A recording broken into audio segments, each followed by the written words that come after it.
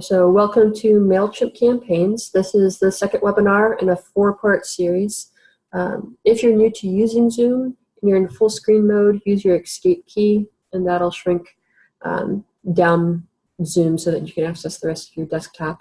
Again, if you want to interact with us, please use the chat window. That's a good place to ask questions and make comments. You'll be receiving a short survey after this webinar. We try to collect your responses to see what you think so that we can make these a little bit better each time. I do move at kind of a fast pace through this webinar, so if you're not able to kind of follow along step by step, please remember that we are recording it. You'll get the recording and the FAQs later today. I move at a quick pace so that we can try to keep it to the time frame that we set for this webinar and still get all the information that you need. So that's why I'll be going a little bit fast. And again, I'm not going to really have any like set aside question and answer time until the very end. But if you have questions throughout, put them in the chat right away, and Michelle will get them to me as we're working through them. So last week we covered how to set up your account, how to get your contacts imported into MailChimp, how to create your list, and then how to use tags. We also covered a couple of things about setting up your preferences for who can see your newsletters and who can't, and validating and authenticating or verifying and authenticating your account. Those are topics that you need to cover. Send me an email and I'll make sure to get you the link to the recording for that webinar. Today's webinar is going to cover how to create a template, how to use that template to create a campaign or an email, and then how to send or schedule those campaigns. If you don't know what I mean by any of those, it'll become clear as we're going along here. Let me switch over to the web real quick. So throughout today's webinar, this is the resource site that you should have registered on. Throughout today, I'm going to be talking about Wyclif's branding guidelines. I'll be talking about the colors and fonts and things like that. If you want a copy of your own for our guidelines so that you can read through, look at all the codes that are available, this is the place where you can find it. It's also on Unity, but this just links straight to Unity. So just so you know that that resource is available to you. So I'm going to go ahead and move over to MailChimp, and we're going to dive into creating a template. Before we get started, I want to talk a little bit about why we create templates. So there's two different things in MailChimp as you're creating your updates. One is templates and one is campaigns. The campaigns is MailChimp's fancy word for email. Okay, so campaigns is where you're actually going to include the content, include the pictures, include the items that you want to send out for that specific update. The template is a place where we're going to put all the things that you do on a regular basis. For every update we send out, I include a banner. For every update I send out, I have a footer that includes my address and Wyclif's address and my emails and my phone number. Every email I send out has a place to put a story. Every email I send out has a place for prayer and praise requests. So those are the kind of items that we want to set up in your template so that you don't have to do them over and over again every time you send out an update. Okay, I'm going to talk a little bit about the differences between interacting with templates and campaigns as we're going along. There's a couple of places where people commonly get tripped up a little bit, so I'm going to try to address that as we're doing this. One concern I want to address right out of the gate is I hear people say, well, I would rather just replicate my campaign, so make a copy of my campaign and change that old email to have my new email content. The reason we don't want you to do that, and I'll show you a little bit more about that if you don't know what I mean. I'll show you that a little bit later. The reason we don't want you to just replicate is because it's going to mess up a lot of things. It's going to mess up your archives. It's going to mess up any social media places that you share it. It could mess up your forwards. So it can cause a lot of confusion for your readers. Okay, so please don't replicate except under special scenarios. And again, I'll go over that when we get to that part of the webinar. But just kind of keep that in the back of your mind. So I'm going to go ahead and go to the template part of MailChimp here at the top. Now remember also that there are some pre-made templates in the introduction webinar. So if you went to the resource website for the intros, we had this pre-made templates that you're able to use as well. But this is going to kind of start you from beginning into how to create templates. One thing to think about as we're going into this is that if you're using Internet Explorer to create your campaigns or your templates, you may or may not run into some issues. We've had some people who've said that they put in an image and it took up the entire screen and they could no longer make their edits. If you're having problems with Internet Explorer, the only solution is to change to a different browser. So change over to Firefox, change over to Google Chrome, or something comparable to that for Macs. And you may not have problems. If you don't have problems, you're free to use Internet Explorer. Just know that that is a possibility. So we're going to go ahead and click Create Template. Okay. And I'm going to choose this basic one here that's one column. The reason that I'm going to recommend that everybody choose one column over one column with sidebar over two columns. You see there's a lot of different options here. We'd like you to choose the one column. The reason for that is it's a couple of things. One is a lot of times in MailChimp, so MailChimp sometimes acts in different ways. One way that it acts is if you create two columns, it will simply shift your information so that it's still stacked on top of each other when somebody's viewing it on a mobile device. And so it makes it quite difficult to make sure that you formatted it correctly. Recently, I have noticed that some people have gotten MailChimp to keep the two-column view on phones and mobile devices. The problem with that, of course, is that when that does work for you, your text is now really, really small, and most people are going to have to zoom in to read your content, which is one of the things that we want to avoid. It's one of the reasons we're using MailChimp, so that people don't have to zoom in. And so please consider that. Obviously, we can't stop you if you decide to do two columns. Just recognize that there are ramifications to doing that, and make sure that you really test your email well. And I'll show you how to test later. But make sure you really test it well to make sure it's showing the way you think it's going to on various screens. Okay, so with that, I'm going to choose this basic column 1. Okay, and so you'll see that you have this basic setup. The first thing that we're going to do is we're going to switch over to design. So at the top right, you'll see I have content and design. We're going to start with design. And these are all the things that we don't want to have to change every time. Okay, so I'm going to start with page. And I'm going to switch this. So right now my page is kind of this light gray. And I'm going to change that over to white. A lot of the color choices I'm making are based off current Wycliffe branding guidelines. Okay, so change that to white. Notice the pound sign. Make sure that you do keep this pound sign. It is important when you're doing colors. Okay, if we scroll down, we're going to see where you can choose font. For a font, there are two different fonts that Wycliffe considers branded. And those are Verdana and Georgia. Both of those are available in MailChimp. Pick one or the other, but don't switch back and forth between the two. So if I choose Verdana for one, I'm going to change it to Verdana every place in my email. Okay.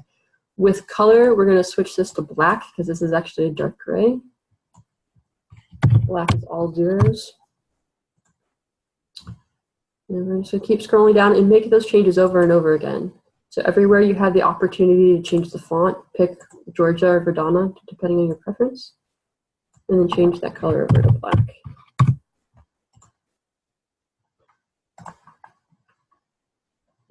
There are several of them here.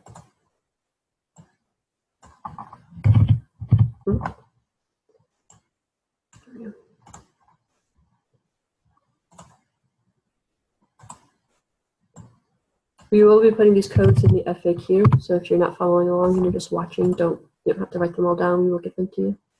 And then you might just want to scroll back up and make sure you didn't miss any, and then click Save. The next is the pre-header. The pre-header is this section at the top where there's now a gray bar, and it says View this email in your browser. You are able to technically delete that link. We don't recommend you delete it. Because there are some email clients that no matter what you do, the email appears a little strange. Like Outlook, for example, is very uncooperative with all emails. But if they click View this email in browser, it'll open up into their internet browsers and give them a proper viewing of the email. It's also important if people want to if you want to resubscribe someone at some point, there's a link that takes you to, as well as your archives. Okay. Now the pre-header, a lot of people will make this make it white. Other people want it to have color. It's really up to you how you want to do this. Sorry, my computer's giving me some problems today. Okay, so you can either make it white, you can make it one of the branded colors. We have a blue, red. It's up to you how you want to run that. The next thing that we're going to do is scroll down, and again, we're going to be changing fonts. So it's the font of this link right here. So I'm going to change mine to Verdana because that's what I chose earlier. And I'm going to make my link black. Now, one thing to keep in mind is if you do decide to use a color for your pre-header, so if you make it blue or red, is you'll want to make this font color white because you're not going to be able to see a black font really well on a dark colored background. So just think about readability as you're making some of these decisions. Pre-header link. I'm going to change again this to black for me. You can make it a different color if you so choose. Link color is going to be important here because this email in your browser is going to be affected by the pre-header link color, not by this text color. Okay, so if you change this and this didn't change, it's because you have to change this one. Right. Once you're done, click Save. And we're going to move down to the header. And we're just doing the same thing over and over again. Okay, we're going down and we're changing all of our fonts to either Georgia or Verdana, and then making the text color black. Okay, this I'm going to turn into the Wycliffe blue instead of the blue that they've given me. 039DA6. It's not that different of a blue. And then click Save. And then we're going to do the same thing for the body. And so this will become very familiar after a while. And like again, I know I'm going a little bit fast, so if you can't keep up, remember that we do have the recording. Okay.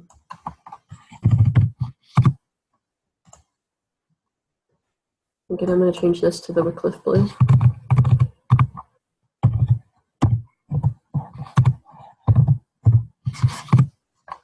And then save. And then we have the footer. I'm going to do this one more time. Now the footer is this area down here. Again, people sometimes make this colored, sometimes they leave it white. Okay, I'll make it colored just so that you can kind of see what that looks like.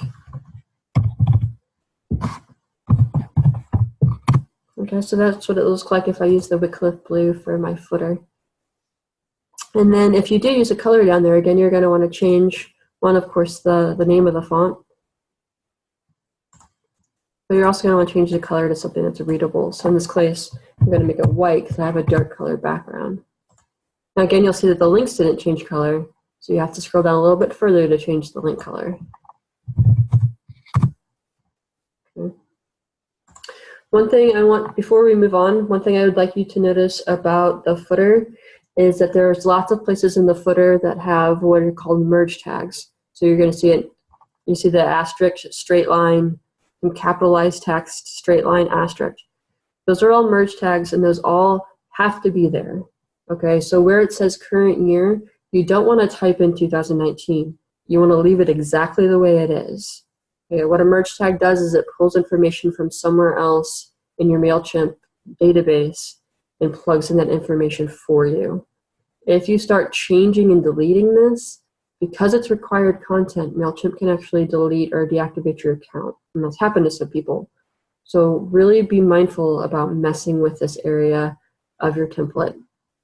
One thing that you can do is you can change the text. So where it says our mailing addresses, you can't change that to my if you're single instead of married. Okay, so feel free to change that if it needs to be changed for you. And you can also add things here. So, and I'm gonna go into a little bit more detail about that later, but you can add a logo, you can add Wycliffe's mailing address, you can add your phone number if you like. So you can add information, you just can't take any of this away. Okay, so please hear that. Don't change your merge text because it will cause problems for you. Okay, so that's the footer. Again, we're going to come back to the footer here in a little bit, but kind of keep that in mind as you're going through. Okay, so the next thing that we want to start looking at, I'm going to hit save and close. The next thing we want to look at is mobile styles. Mobile styles refers to how your emails are going to look on a mobile device. So again, a cell phone or laptop, tablet. You don't have to make any changes here. The only change that I typically make is I don't want this pre-header to show up on the phone, just because I don't like the way it looks. Now, some people do like the way it looks and they think it's important, and so they leave it there. It's up to you. If you do want to get rid of it, you go to pre-header visibility and then go to hide and save. That's all there is to it. Monkey rewards, again, is something that you have to have. And so you have to choose the white or the black, or they will choose one for you. If you have a dark background, you probably want the white. If you have a lighter background, either one is okay. And then click Save and Close. Another thing about templates, this is pretty important, is when we move over to sending a campaign, I'm going to talk a little bit about sending a test email. If you send a test template, this information is not going to fill in. It's not going to fill in your address. It's not going to fill in 2019. It's going to look exactly like this with the merge tags. The reason for that is the content for the merge tags is specific to your list, not your template. So when you create a campaign, and I'll show you this, when you create a campaign and you tell it who you want to send it to, that's when you're going to be able to start seeing this information change, because it's pulling it from that list. So if you send yourself a test template, this information will look exactly like this. You're not going to be able to check it from the template. You have to check it from the campaign view. Okay. So after that, we're going to move over to content over here on the right, and we're going to scroll up. Now, this is a place where you're not adding your stories yet. You're not adding your personal updates. You're not adding the specific pictures that you want to send out. You're not adding specific prayer requests. What we're looking for is to add the parts to the template that is going to be in almost every newsletter you send out. So, for example, if every newsletter you send out has the same banner, that's something that you want to add to your template.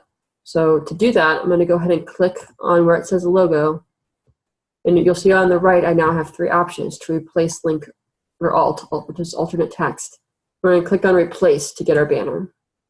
You'll see I have some things preloaded. You probably won't. So if you don't have anything preloaded, you're going to use this upload button in the top right-hand corner. And that'll give you access to the file manager on your computer. And that way you can upload any images that you need as you're building your templates and campaigns. Okay, so I'm going to choose my banner and click Insert. So a couple of things about banners. This section of your template, you want it to be 600 pixels across. Okay, so that's the full length or the full size of a MailChimp newsletter. So you don't want it to be 700, you don't want it to be 1,000, you want it to be 600, otherwise it starts kind of altering and stretching out your template when it's viewed on certain devices. So keep that in mind. If you need to change the size, or you notice I have a bunch of white space underneath mine, you can do some edits from MailChimp itself. You cannot change the text. So I can't change life and translation. I can't change my picture. I can't put anything. This is just an image. Okay, so this part of the site's not dynamic. I can't add text on top of it. I can't change the colors. I can't do any of that. All that has to be done in a different program, saved as an image, and then moved over here. Okay, so I'm going to click Edit. And you'll see you do have quite a few editing tools. The first thing I'm going to do is change the size to get rid of some of that white space underneath. And this is going to mess with me. Okay. So they like to change this every time I do this webinar. So I'd have to play with it a little bit to figure out how to get it to let me just change the length of it. Yeah, so I'd have to play with this a little bit, but typically you can use these tools to make the changes that you need to get this sort of thing done. Not like that. Yeah, so you'd have to play with these tools a little bit. One of the ways that you can change the pixels though, so if you have 1,000 pixels instead of 600, is you can just click down here and type it, and it'll go ahead and that'll change your how many pixels you have across. Once you've made the changes that you can, click Save, and that should save your dimensions for you. Save and close. So the next thing that we want to look at is I'm going to kind of go through the different content blocks that you can use inside of MailChimp. You'll notice that they start out with one text box here. Again, a thing to keep in mind is if you have a lot of text. So maybe you have a really long story, is you wanna have about one contact block per paragraph, or you see there's 2 paragraphs because they're really short. But if you have a good sized paragraph, you want one text block per paragraph. And the reason for that is so that you can insert pictures. Okay, so if I put this contact block here, this text block, and I just left clicked on it and dragged it over to the left side of my template. Let me put some text in here, okay? Save and close. So maybe this is one paragraph and this is the second paragraph. The reason we want them as separate, this is a content block. The reason we want them as separate blocks is so if I go back and say, oh, I really would have liked to insert a picture there, you're now able to do so. Okay, because the way that you insert a picture is by grabbing this block where it says image and dragging it over in between your text blocks. I'm going to demonstrate that here in a second. So you want to kind of think through how many text blocks or how many paragraphs do I typically use in a newsletter. When you switch over to campaign mode, you're going to be able to add more or delete some if you need to. But we just want to have a rough idea. Again, if you typically have 3 paragraphs, go ahead and put 3. And then if you need 4, you can add that 4th in your campaign. Or if you typically have 3 and you only use 2, you can delete 1 from your campaign. But we're just looking for, generally, this is what I do in my newsletters. Okay. The next is called a box text. And again, you just click and drag it over. The difference between the regular text block and the box text is this has a dark background. So you can do different things with this. What I've usually seen it used for is to sort of visually indicate to people that I've changed content. I've changed the kind of thing that I'm talking about. So, for example, a lot of people might put their praise and prayers here. Okay, so put praise, prayer requests.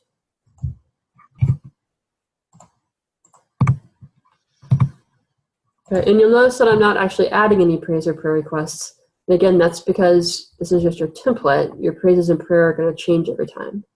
And now you can do some different things with this. You'll see that it automatically centered praise and prayer. And so I can change that so that's over to the left. Okay. Now, one thing to keep in mind, and a lot of people end up asking me about this, is this does not work as cleanly or nicely as something like Microsoft Word does. Okay. One thing is if you type directly into MailChimp itself, okay, if I click on the box and start typing, it's going to use all the settings that I just created in the design phase, right? We set what text sizes we wanted, we set what colors we wanted. So if I go to the text box and I type, it's going to give me whatever I used in the design phase. Whatever I set, that's what it's going to give me. However, many people type in Microsoft Word, which has some formatting that's there. So if you type in Microsoft Word and you use bullets or you use numbering or you use a different font or different coloring, different spacing, all the things that you can do in Word, if you do that and then paste it in to MailChimp, MailChimp is going to maintain the formatting from Word. So even though you've got defaults in MailChimp, it's going to use the defaults you used from Word. So keep that in mind. When you copy and paste, you suddenly are going to have all sorts of different fonts showing up in your template. One of the things that you can do when you copy and paste is you'll see there's a couple of options up here. And this one says paste as plain text. That will pull out the formatting from Word. Okay, so that's one way you can paste directly from Word without any formatting. Another thing you can do is use this clear styles. So if you highlight your text and click clear styles, it will remove anything that you accidentally pulled in. And then you'll have to change the font and the size and the styles. Again, none of this is as clean as is in Word, so it is a little bit more complicated. There is a learning curve to it, okay? So if you get stuck, feel free to email me and I'll try to help you out and see what's going on. Another sort of warning I'd like to put out there is this little icon right here will insert a picture into your text. However, when you insert a picture into your text, the text does not wrap around the image, okay? It makes your formatting really awkward, and so I'm going to show you a different way to include images. So in the body of your email, you really should not use this image icon here to put pictures in. Now, I always have people who want to kind of get around the rules, or they want to Google and see if they can find out a different way.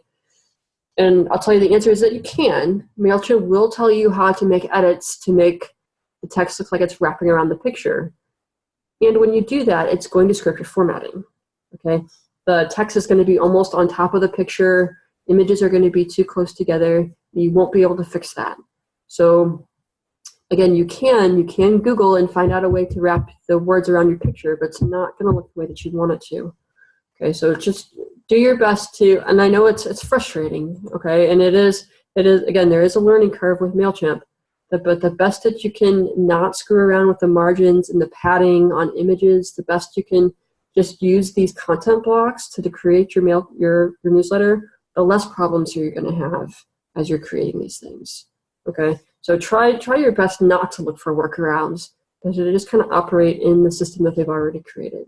Okay, that's going to cause you the least amount of headaches, is if you just stick with what they've already kind of laid out for you.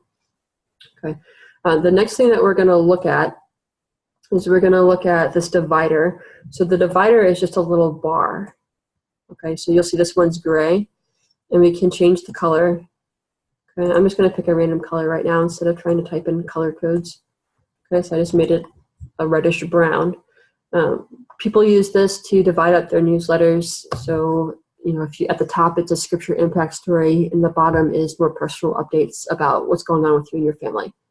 You might put a divider bar in between so that people visually see that you're changing topics. Other people like to download pattern bars off of Unity, which are just kind of decorative lines that you can place in here. If you use one of those, you'll actually insert it as an image. Okay, and so we're going to go ahead and talk about images. Images, of course, are your pictures. Okay, so if I drag and drop a picture over on the left, this is going to be an image that goes all the way across your screen. Now, what's different between an image here and this image should be 600 across. This image should be 560 across. The reason this should be 560 across is because there's padding, there's white space on either side of your image. Okay, so if you're finding that your template is stretching a little bit, you want to check your image sizes. Now, I recommend not dropping an image in here unless it's the image that you use every time. So you can just leave it like this. You don't have to go looking for an image right now, because again, this is a template. This is what you're going to base your future newsletters off of. Another thing that you can do with your images is use this image group. Okay, and so if I click and drag over the image group, this is going to allow me to have two pictures side by side. And so I would click on browse for each of these. It'll take you to that upload screen where you can upload images, and you can insert them in here. Now, of course, now that you have two images side by side, you no longer want the images to be 560 pixels across. You want them to be 280. Okay, so you really need to keep an eye on that. A lot of times when we imported a picture directly into MailChimp, it'll be something crazy like 2,000 pixels across. Okay, we really, really don't want them to be that big. So make sure you are keeping an eye on that sort of thing. Okay. The next thing that you can do is called an image card. And let me delete this. An image card is basically an image with a caption. Okay, so if you have a picture that you need to give credit to, that you want to give a little bit more of information about, you can do it this way. It'll give you, here's your image up here, and then down at the bottom is where you would type your caption. The next is image and caption, which is almost exactly like the image card, except it doesn't have a dark box underneath. It has the white box underneath.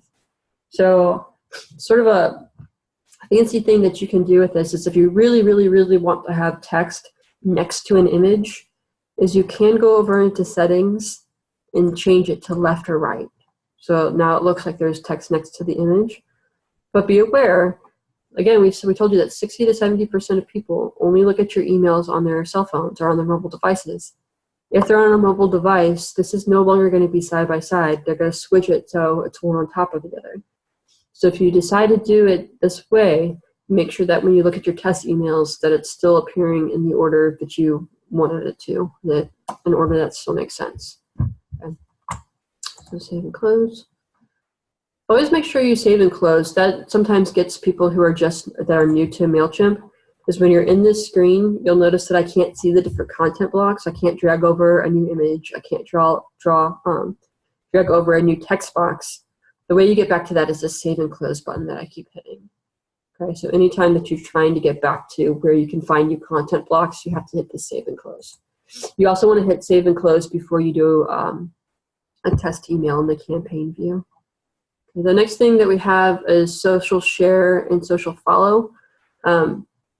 Social share would be buttons. There's these things right here. You see this Twitter, Facebook, and little chain, which is a website. The social share and the social follow look the same, but they function differently.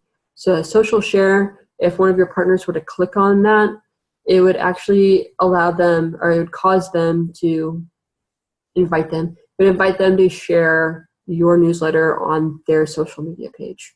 So if they clicked on the Facebook, they would ask them if they wanted to share on their Facebook page. If you use a social follow, then when they click on that button, it's going to take the partner to your Facebook page, to your Twitter feed, to your web page.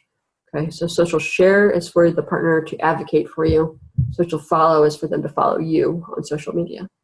The buttons that are already here are social follow buttons. I don't like mine to be in the blue, and so I always click on these 9 arrows and drag them up just a little bit so that they end up in the white area instead. That's just my personal preference. You can do that as you want. To edit them, you click on them, and you'll see that there's a bunch of options. One is maybe you don't have a Twitter, or you don't want to share your Twitter account in your ministry updates. So to get rid of one of these, you just click the minus sign that's over here on the right, and it'll make it go away. You can also add new ones, okay, which I'll get to in a minute. There's a lot of details for this, so kind of bear with me a little bit. So one thing is you see there's a drop-down menu. So there's Facebook, Twitter, there's all sorts of options. So you don't have to have this at all. If you don't want it at all, you hit this trash can and type delete, and you can just get rid of it completely. Okay, but if you want to have it, choose the platform that you want, and then you want to make sure that you put in your information here. Okay, so if you just leave it as facebook.com, it's going to go to their Facebook feed, not yours. So if you want to go to yours, you would have to go to Facebook, to your profile, grab that URL, and post it here. Okay, so mine's something like this is mine. Okay, and then the linked text is right now there aren't any words next to any of these icons, and so if you want, you don't have to put the words that I'm using. Okay, but if you want there to be words, this is a good place to put it. If you decide to add, if you want 2 Facebooks, okay, so if I add another service and choose another Facebook, you might do this if you're a married couple and you want both the husband and wives to be there. If you do that, make sure that you put your name on here. Okay, so follow Jen, follow John, so that people know what they're clicking on. And I'll show you how to make the text appear. You'll notice it's not appearing yet. But you can do that with websites. You can do it with your email address. You can switch this over to email. You see the options down here. And make sure you put in your email address. You can make this say, send me a message. So there's a lot that you can do with that. I'm going to change this to something a little bit different so you can see some of the different colors that are available. The other thing that you can do with this is go over to style. And you can change quite a bit. So I can give it a background color if I really wanted to. I know that my colors aren't matching as I'm creating this template, okay, and it's just because I don't want to waste time typing out the codes. I just want you to see what you can and cannot do. Okay, so that's how you would change the background if you decided you wanted a different color. Same thing with border. If I changed border, it would put a line around that colored block. Fonts. We want to change this to whatever you picked earlier, so Verdana or Georgia. Color is going to refer to the font. So if you picked a color background, you would want your font to be white.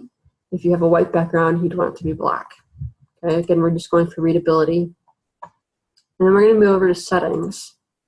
There's actually a lot that you can do with settings. So right now it's icon only, but I want the words to show up. So I'm going to put both icon and text. And now you can see the icons and the words. If I do only text, the icons disappear. You can align them so you can make them appear a little bit differently. Left, right, center. Full width. You can also do fit to size, which just means that it's cutting off wherever the words are. It's your preference. There's different ways that you can make it look. Different people have different preferences, so do the one that you like the best. This is my preference, so this is usually what I choose. And then you can do an icon style. So you'll see there's colors. You can do black. You can do white.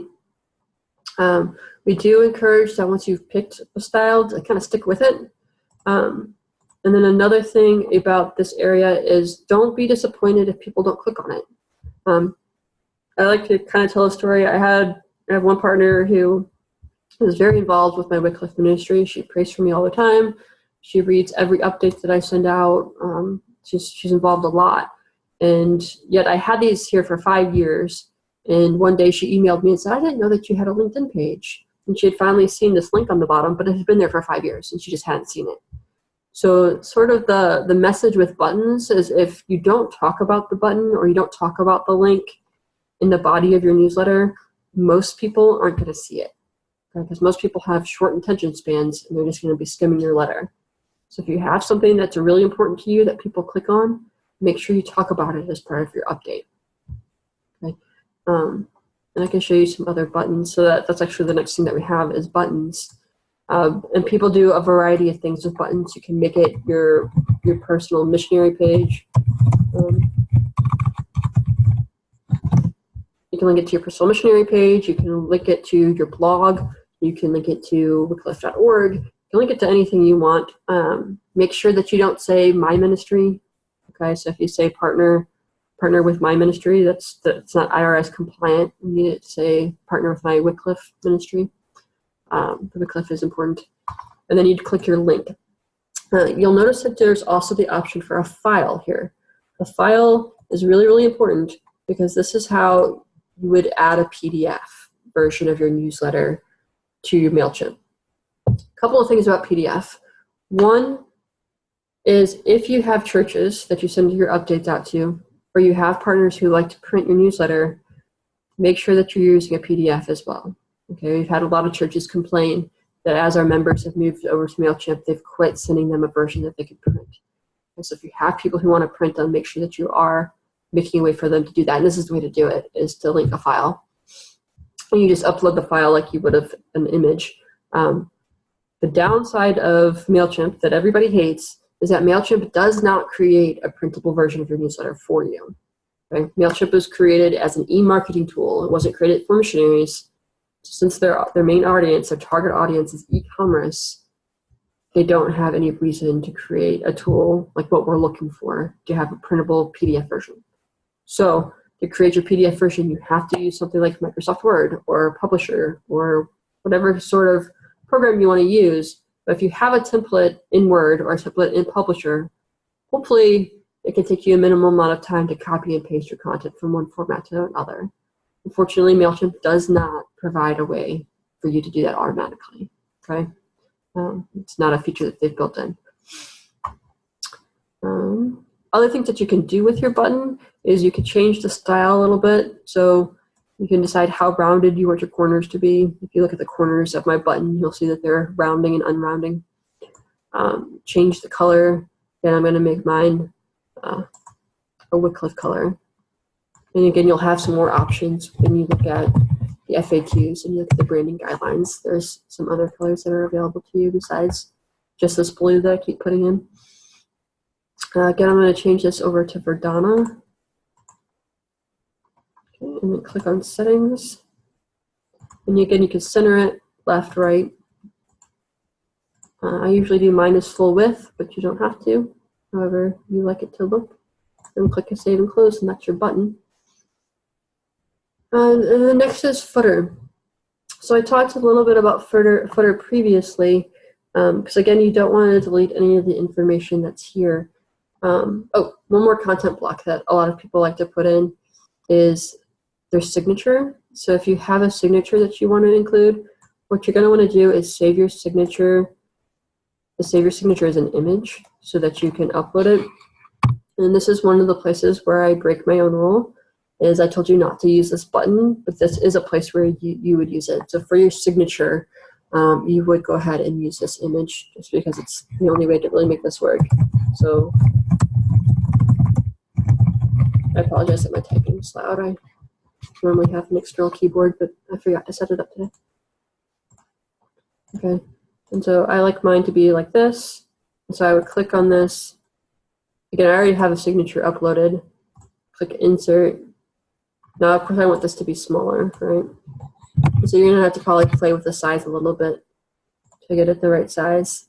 If you put it in there and then decide that you want it to be smaller or bigger, you just double click on that image. It'll give you the option to resize it. But that's a way to put your signature in there if that's something that's important to you. Back down to the footer. There's a lot of different ways that people go about putting more information in the footer. The information that's already here is the information that you put in when you were setting up your account. So when you set up your account, you put in your name, you put in your address, some of that contact information. That's what's going to end up here. So you also want to include Wycliffe USA's email or address, or you want to have some information about how to write a check properly. Some people want to have their email addresses typed out. Some people add their phone numbers.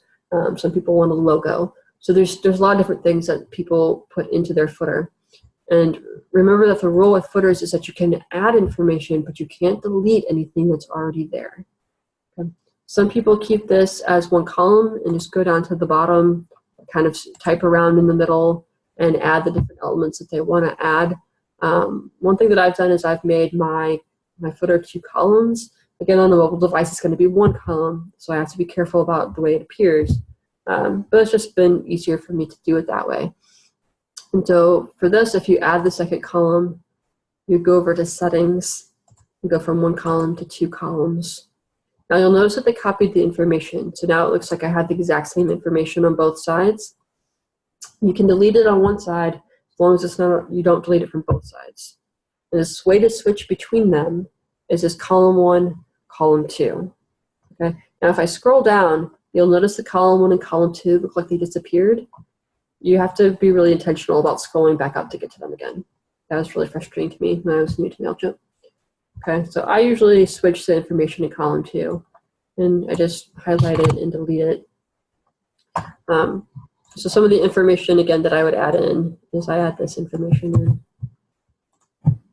Okay, so checks can be made payable to Wycliffe Bible Translators. Please do not put my name on the line memo, right? So that's one of the IRS things. We don't want people are writing out checks. We don't want them to put your name in the memo line. We want them to include that information as a separate note. And again, you want Wycliffe Ministry, not my ministry or our ministry. And your account number. If you want to include a logo, okay, this is the other place that you use this. Okay, so the footer and your signature are the only 2 places that you want to use this. It's the only way that it's not going to mess up your formatting. Okay, so if I go ahead and click on this little button to include my logo, which I got off of Unity, I'm going to click Insert. Okay, now you see this is huge. So if I leave it as 1621, it's going to stretch itself across my footer. So I'm going to make this look quite a bit smaller. I'm going to do 150.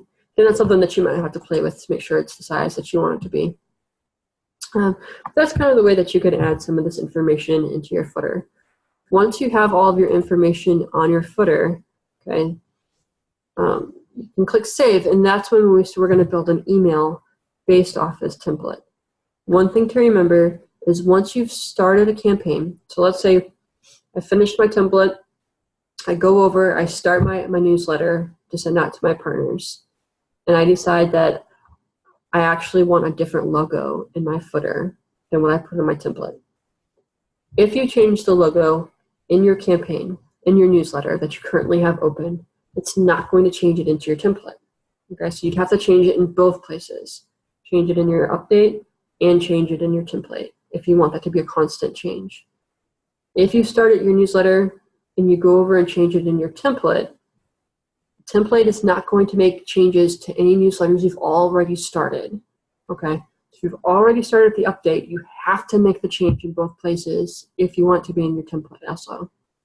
Okay, so kind of keep that in mind as you're working with this. So once you have this all set up, click Save and Exit. And give your template a name. It doesn't matter what it is. just so that you know what it is later on. And click Save. Okay. And now our template's ready. So now we're going to go over to campaigns, because now we want to send out our newsletter to our partners. Okay. So the first thing that we want to do is we want to create a campaign. Remember, campaign is MailChimp's fancy word for newsletter. Okay. So I'm going to click on Create a Campaign. There's a whole bunch of options these days, but we're going to click Email. We're going to give our campaign a name. Again, I apologize if I don't have an external keyboard. My typing is bad right now. Okay, so 2. This is where I told you that you're going to set up a list. So right now, if I went to try to look at a test version of my email, all those merge tags on the bottom still would not have specific information. Okay, it still would not have the actual date. It still would not fill in the address. It still just look like asterisk, straight line, text, straight line, asterisk. Okay? In order to get those to fill in, you have to connect this to. You have to add recipients. Okay? So to add recipients, we go to our list, choose your list that you want to send it to. Now this is where if you had set up tags, you would go and choose what group or what set of partners you want to send it to. I'm going to send it to all of mine for this example. And then they recommend that you use this personalized, the to field. And so what this is going to do, and then check F name. So this is first name, and last name, custom. I'm going to choose first name. It's a good idea to choose this because it's another guard against getting stuck in people's spam filters. Another good kind of rule of thumb as we're trying to think of how to not get our emails counted as spam is that the more you make it look like a traditional email, the less likely it is to be counted as spam or promotions. So think about a traditional email that you would send out. You don't put a bunch of pictures, you don't put a bunch of links. It's usually pretty simple. And so that's one of the reasons that we encourage you to keep your newsletter simple. Maybe add 1 or 2 pictures, add 1 or 2 stories. You don't want people to be scrolling and scrolling and scrolling and scrolling. Okay, the longer and more complicated you make your emails, the more email clients aren't going to recognize it as a real email. The more they're going to think that you're trying to do a promotional email or a spam email of some kind. Just kind of think about that as you're creating some of these things. Okay. So once you have this, click Send. And then the next is From. So From should already be filled out, but if you want to change who it's from, you can put a different email address in here. I don't recommend putting in an email address that you haven't verified. So last week we talked about the verification process. So if you add a new email in here, make sure you verify it, or again, you run the risk of getting put into somebody's spam filters. Next is the subject, which is just like an email, a regular email subject would be. Okay, so just make it something up. The preview text is more important than you might think it is. The preview text is that little, like the first sentence of the email. So you see the title of the email when it's in your inbox. Then it has, like kind of a preview of what the message is going to be. That's what this preview text is talking about. And they have shown that there's about a 24% difference in open rate based on preview text. So if you don't type anything in here, MailChimp's going to choose to what to put there.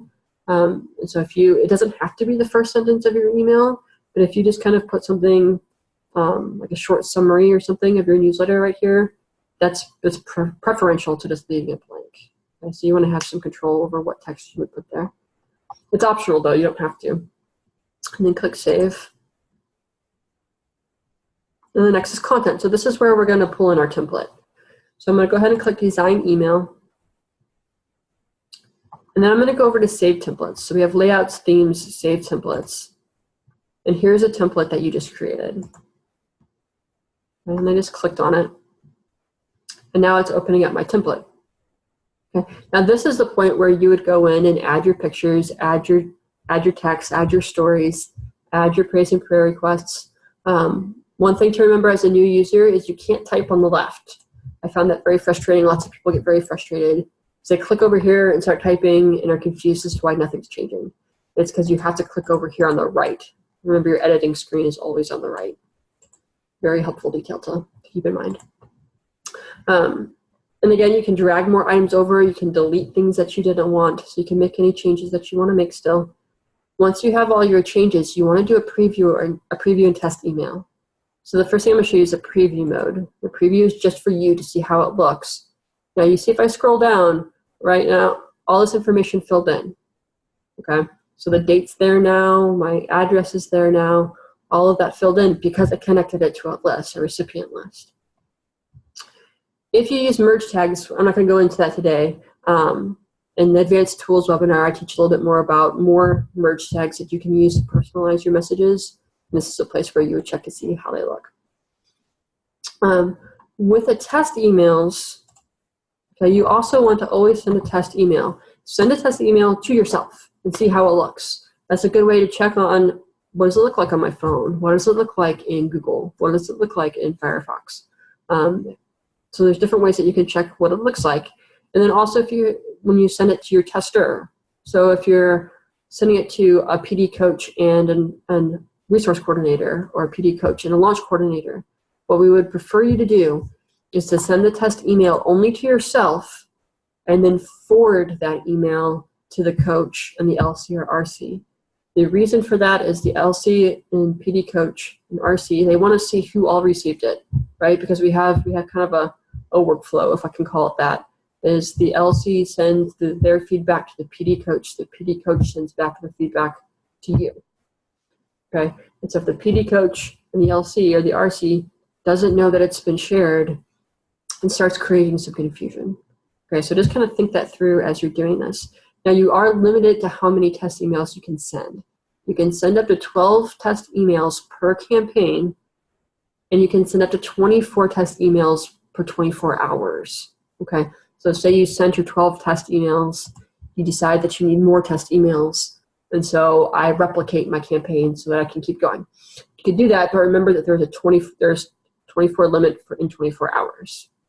Okay, so just kind of keep that in mind as you're doing those things. They will cut you off at some point.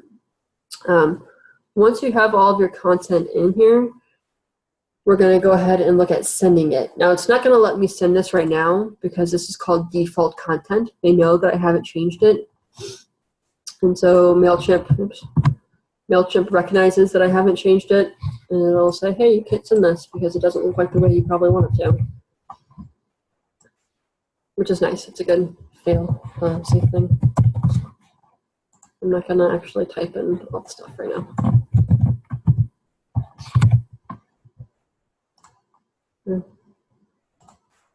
This to have it in I know I'm doing some of this kind of fast, but it's because we already talked about it in the template version. Okay, so I'm not going to change the rest of this. And now it's ready, hypothetically ready for sending. I talked about earlier that there are some times that you might want to replicate your campaign, which I thought I was going to be able to do that here. I'll come back to that. So we're looking at sending our campaign. Now you'll see that you have two options. You have schedule and send. If I hit send, it's automatically going to go out to all the people that I put into my recipient list. One nice thing about MailChimp is that you don't have to batch your emails. Okay, so like if you're sending from gmail.com or you're in Google or Yahoo and you're sending to 60 people, you would probably batch it into three sets of 20. You don't have to do that in MailChimp. If you have 600 contacts, you only have to send it once. You don't have to batch it. But again, once you hit send, it automatically goes, well, you'll have one more chance and it'll say, are you sure you're ready to send? And then you click the button, it sends out. If you want to schedule your campaign, so there is research out there that there are better days and better times in the week to send it out than other times of days, that they're more likely to get opens. And there's debate, there's lots of debate around that. The research that I've read usually talks about sending it out on Tuesdays and Thursdays at either 6 a.m. or 12 p.m. in the afternoon. The reason for that is people are just getting to work. It'll put your email on the top of their list. People are just getting back from lunch. Again, your email will be on the top of their list. I've had really good success with that. Other people told me they get better results when they send it out on the weekend, or they get better results when they send it out at a different time. And of course, you want to take into account, if a church is waiting or expecting a newsletter at a certain time, that you are honoring that commitment. But if you want to schedule it, which is typically what I do, is I hit the schedule button instead, because I don't want to have to remember to send my newsletter out at one of those times. And so I would choose Thursday, switch this to 6 a.m., make sure it's in the right time zone, right? So if you're in Eastern time zone, but most of your partners are in Central, probably want to change this over to Central, or make sure that you're picking the Central time. Okay. So once you have your time set, all of these are paid features, so I'm not going to go over any of this because we have free accounts. Once you have your time and date set, click Schedule Campaign. Okay, it says rock on, your email has been scheduled. Now, if you all of a sudden realize that you forgot to share a link, or you forgot to update a picture, or you forgot something, you can go back to your campaigns and you can actually pause and edit your newsletter. So if I click pause and edit, click pause, okay, it tells me my email has been paused for editing. And now I can go back and make any changes I want. Click resume campaign, okay, and it'll let me set it up again to send out. I'm not going to do that because nobody on this list actually signed up for this newsletter. Okay. Now with replicating campaigns, so one of the last things that I wanted to talk about today, there are some times when you might want to replicate a campaign. Again, it's not to use your email as a template. Please don't do that. But if you send out your newsletter and then you add 3 new people to your list, and I want those 3 people to get my newsletter as well, that's the time when you would replicate your campaign. Okay, and to replicate, you would use this little menu to the right. You'll see replicate right here. If you click replicate, it'll make an exact copy of your newsletter. Just pick different recipients and send it out or schedule it again. So that's a good way to use that replicate button. I think that is all the information that I planned for today's webinar. Okay, so we talked about how to set up a template, how to use that template to do our campaigns or our newsletters and updates, and then how to schedule and send our campaign out. Next week, we're going to go over tips and tricks. So we're going to go over how to read the reports. What do all those numbers mean?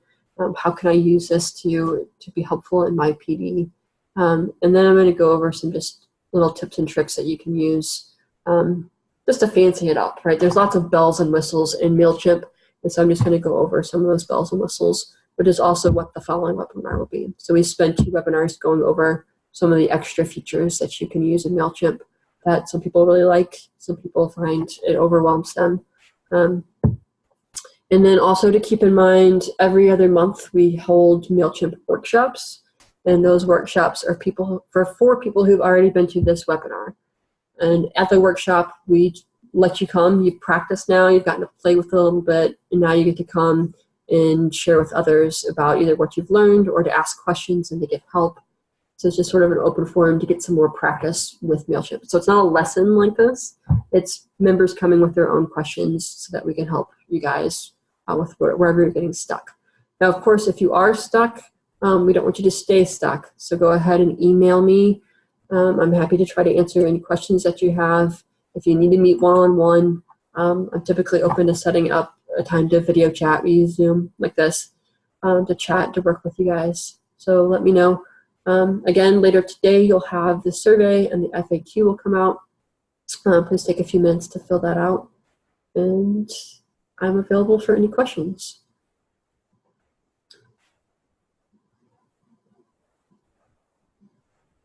Oh, I just found out that I had accidentally muted Michelle somehow. So if you were asking questions, I wasn't being able to see them. Apologize for that. We've never had that particular kink happen. So I'm going to scroll through the chat real quick and make sure that I caught, if I can find any of the questions that you guys are asking.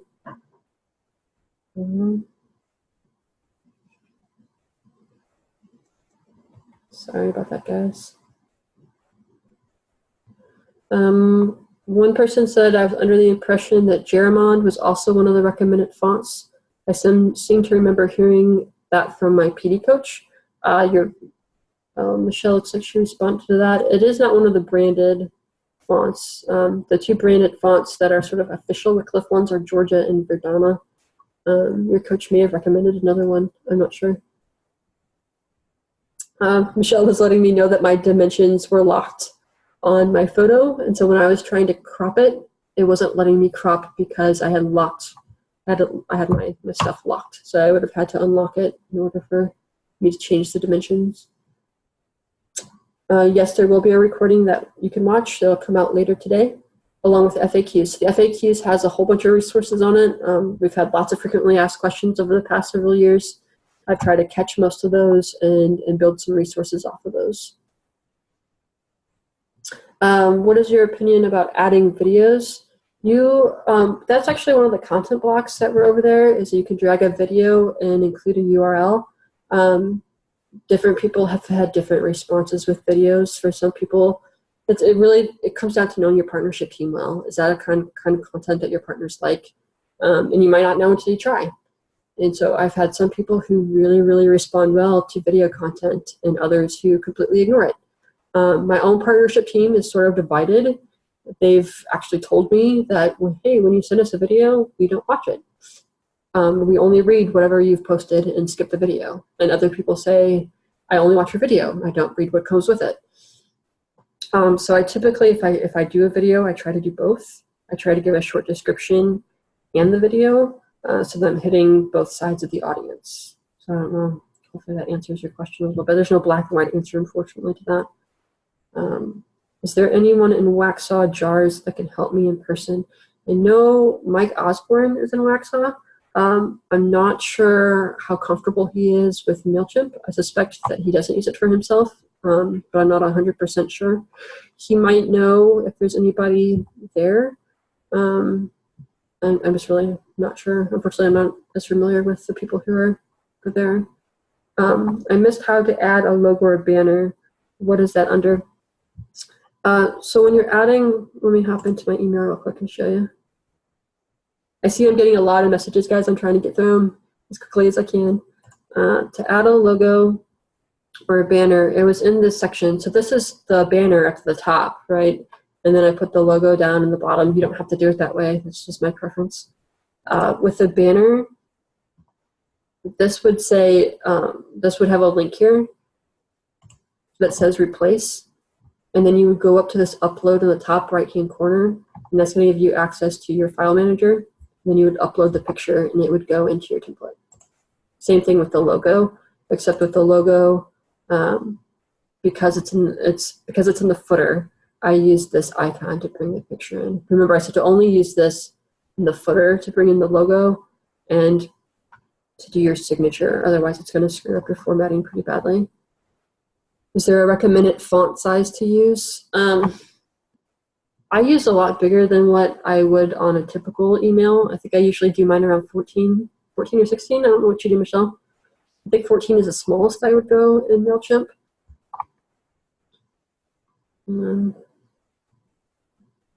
Okay. Sorry, there's a lot going on in the chat today.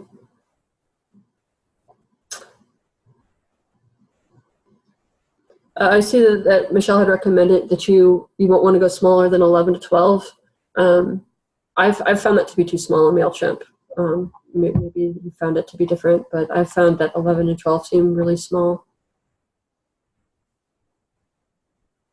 Do you edit the pixels within MailChimp? Do you edit the pixels within MailChimp or before you upload the file? I usually just do mine straight in MailChimp just because that's what's been easiest for me. You can do it outside of MailChimp. MailChimp had made it unable to do that for a while, but they've recently fixed it, so you should be able to do that now.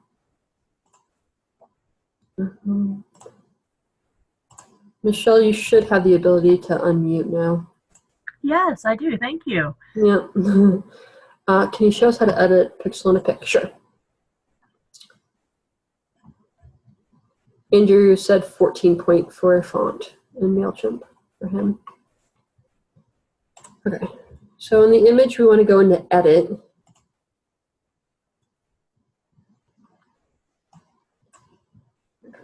Sorry, I have some stuff in my way that you guys can't see. So your lock dimensions is that bottom left there. Yeah, this little checkbox here. Yeah, there you go. Yeah.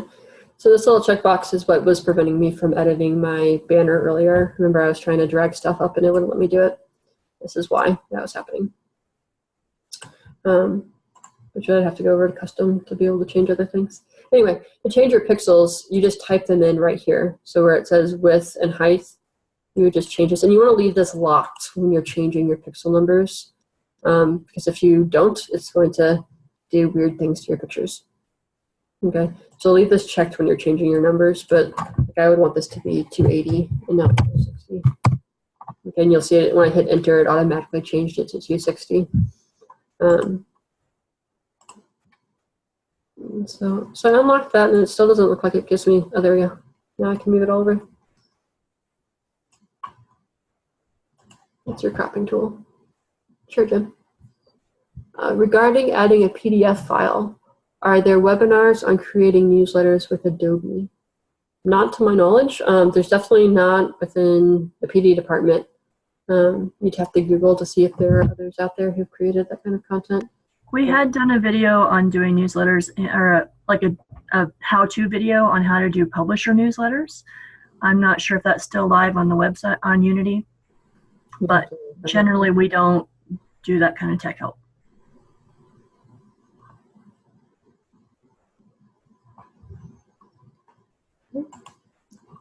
Any other questions?